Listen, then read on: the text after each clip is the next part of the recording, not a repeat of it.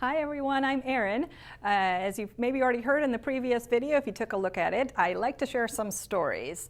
Stories tend to set up the context and what the experience is and are a really rich foundation for growing and learning from other professionals. So I'm going to share a story of a time when needed to think critically through a scenario and what the expectations are of the interpreter and apply different things such as advocacy, role boundaries, impartiality, all of those things kind of meshing together, including accuracy and facilitating direct communication.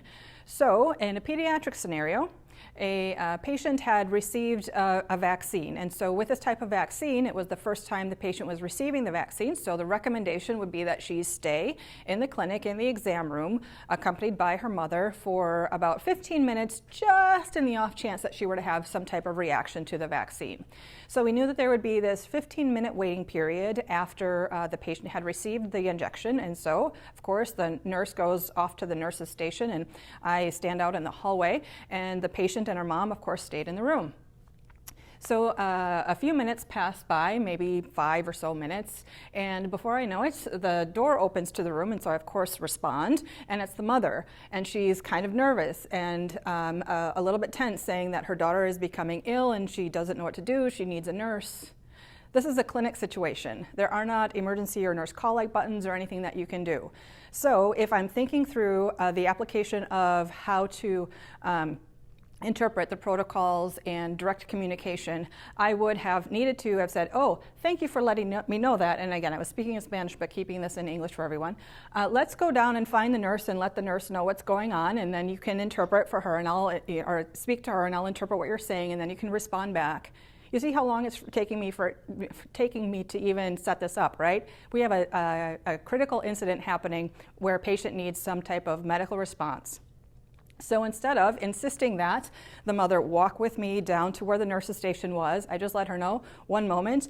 I knew where the nurse's station was. I went down there immediately. I said, nurse needed immediately. All the nurses stopped what they were doing and they came with me down to the room, and they were immediately able to assess the situation. So if I had been thinking very strictly about how to apply the protocols of the interpreter, it would have resulted in delayed care for the patient and unnecessary additional steps or protocols in being able to communicate what the incident was that was going on in the moment.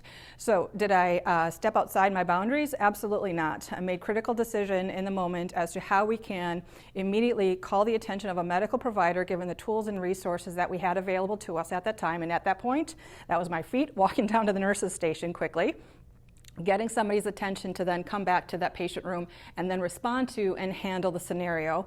And neither did I have to call the patient's mother away from her to then go find the nurse. So sometimes there are scenarios that throw a little curveball into our processes and how we ordinarily go about things as interpreters. But when we think about what is the point and what is the purpose behind the code of ethics, behind the standards of practice, behind the protocols, we're able to take a look at scenarios that don't quite fit very neatly into the different contexts or situations that we're finding ourselves in. And in healthcare, that does happen. And we're able to still adhere to the code of ethics while making sure that the scenario has the best possible outcome.